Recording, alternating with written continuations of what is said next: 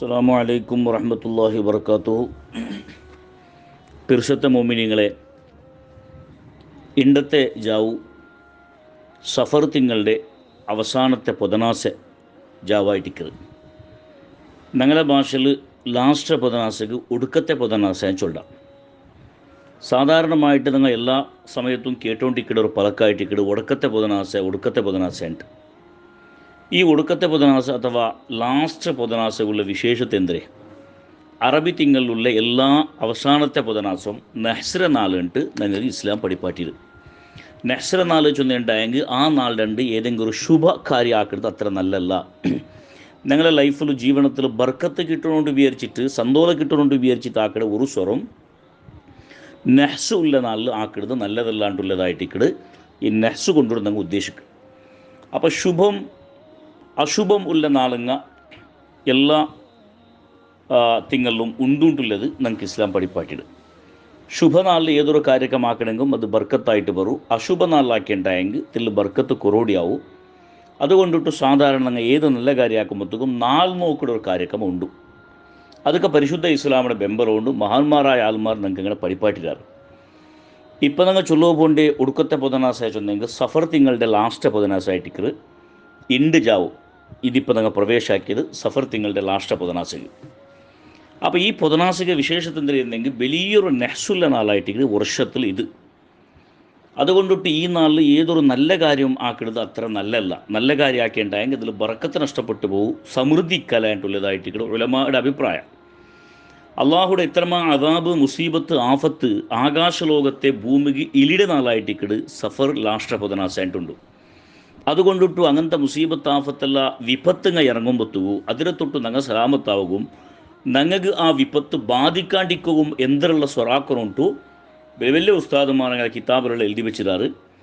എത്രമാ വർഷത്തിൽ പറ നബി സല്ലല്ലാഹു അലൈഹി വസല്ലം തങ്ങളെ കാലത്തിൽ പുറമെ ഇത് ആചരണലും ആയിട്ടുണ്ട്.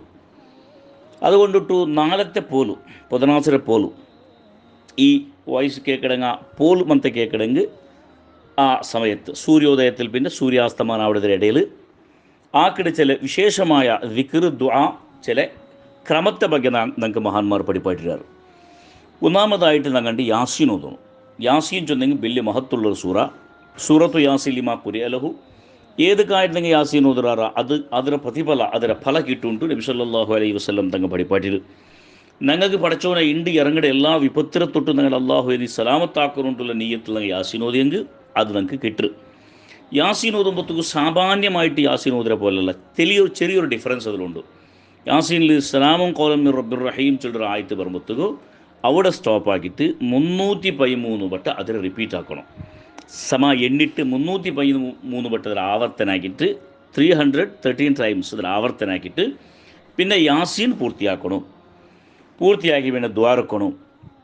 അതൊക്കെ വേണമായിട്ടൊരു പ്രത്യേകമായൊരു ദുആ മഹാന്മാർ ഞങ്ങൾക്ക് പഠിപ്പാടി തന്നറാറ്. അതേ ദുആയെങ്കിൽ നല്ല വേറെ ഏത് ഞങ്ങളുടെ ഭാഷയിലും ദ്വാർക്കാം.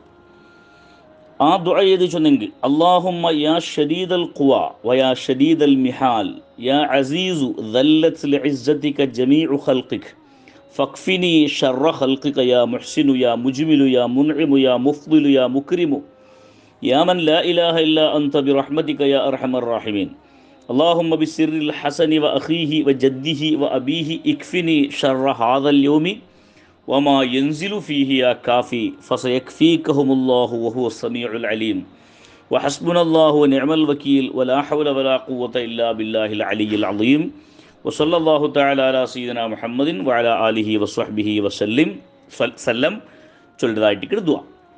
ഈ ദുആ നിങ്ങൾ വാട്സപ്പിലുള്ള ബിഡ്മ എത്ര നിങ്ങൾക്ക് ദുആ വന്നിട്ടിക്കും അതിന് ഓതൽ പ്രത്യേകമായിട്ട് നല്ലത്. അതിലൊട്ടിക്ക് ഞങ്ങൾക്ക് തരുന്ന ഭാഷയിൽ ആഫത്ത് മുസീബത്തുള്ള തട്ടകായിട്ട് നിങ്ങൾ ദ്വാരക്കുന്നതും ഭാര്യ നല്ലത്. അതേപോലെ മഹാന്മാർ നിങ്ങൾക്ക് പഠിപ്പാട്ടൊരു വിഷയം തരുന്നെങ്കിൽ 7 ആയത്തുങ്ങ സലാമുടെ 7 ആയത്തിങ്ങ നെമ്മതിയും സലാമത്തും ഉദ്ദേശിച്ചുകൊണ്ടുള്ള 7 ആയത്തുങ്ങ ഉണ്ട് ഖുർആനിൽ.